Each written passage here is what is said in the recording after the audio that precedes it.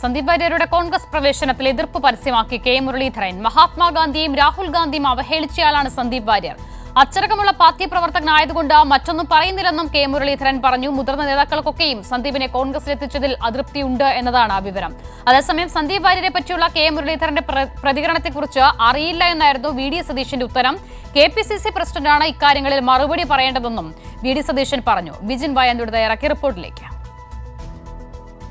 സന്ദീപ് വാര്യരുടെ കോൺഗ്രസ് പ്രവേശനവുമായി ബന്ധപ്പെട്ട് കടുത്ത അസംതൃപ്തിയാണ് കോൺഗ്രസിലെ മുതിർന്ന നേതാക്കൾക്ക് തന്നെ ഉള്ളത്. അതാണ് കഴിഞ്ഞ 2 ദിവസമായി കെ മുരളീധരൻ പരസ്യമായും അതുപോലെ തന്നെ പരോക്ഷമായും ഒക്കെ പ്രകടിപ്പിക്കുകയും ചെയ്തു. ഇന്നലെ പരോക്ഷമായി ഇക്കാര്യത്തിൽ വിമർശനവും അതുപോലെ തന്നെ പരിഹാസവും ഒക്കെയായി രംഗത്തെത്തിയ കെ മുരളീധരൻ ഇന്ന് ശക്തമായ വിമർശനം, തുറന്നടിച്ചുള്ള വിമർശനം തന്നെയാണ് ഉന്നയിച്ചത്. തനിക്ക് നേരത്തെ തന്നെ സന്ദീപ് വാര്യർ കോൺഗ്രസിലേക്ക് എത്തുന്നതിലുള്ള അതൃപ്തി ഉണ്ടായിരുന്നു. അക്കാര്യത്തിൽ കോൺഗ്രസിലേക്ക് സന്ദീപിനെ എടുക്കരുത് എന്ന നിലപാട് ഉണ്ടായിരുന്നു എന്ന കാര്യം ഇന്ന് കെ മുരളീധരൻ കൃത്യമായി വ്യക്തമാക്കി.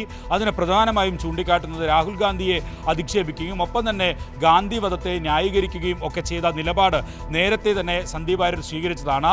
തീവ്രമായ ഹിന്ദുത്വ രാഷ്ട്രീയം ഒപ്പം തന്നെ വർഗീയ നിലപാടും ഒക്കെ സ്വീകരിക്കുന്ന വ്യക്തിയായിരുന്നു കഴിഞ്ഞ കുറേ കാലമായി സന്ദീപ് വാര്യർ. അതിനുള്ള അതൃപ്തിയാണ് നിലവിൽ ഉള്ളത്. ഒപ്പം തന്നെ ഈ പാലക്കാട് തെരഞ്ഞെടുപ്പുമായി ബന്ധപ്പെട്ട് മുസ്ലിം ന്യൂനപക്ഷത്തിന് ഉൾപ്പെടെ അതൃപ്തി ഉണ്ടാക്കുന്ന നിലയിലാണ് 2 ദിവസം മാത്രം തെരഞ്ഞെടുപ്പിന് ബാക്കിയിരിക്കെ ഇത്തരത്തിൽ ഒരു സർജിക്കൽ സ്ട്രൈക്ക് എന്നൊക്കെ കൊട്ടിഘോഷിച്ചുകൊണ്ട് കോൺഗ്രസിലെ പ്രതിപക്ഷ നേതാവും ഒപ്പം തന്നെ KPCC പ്രസിഡന്റും നേതൃത്വം നൽകിയിട്ടുള്ള ഇത്തരത്തിൽ സന്ദീപ് വാര്യറിനെ കോൺഗ്രസിലേക്ക് എത്തിച്ച നീക്കം എന്ന മുരളീധരൻ വ്യക്തമാക്കുകയാണ്.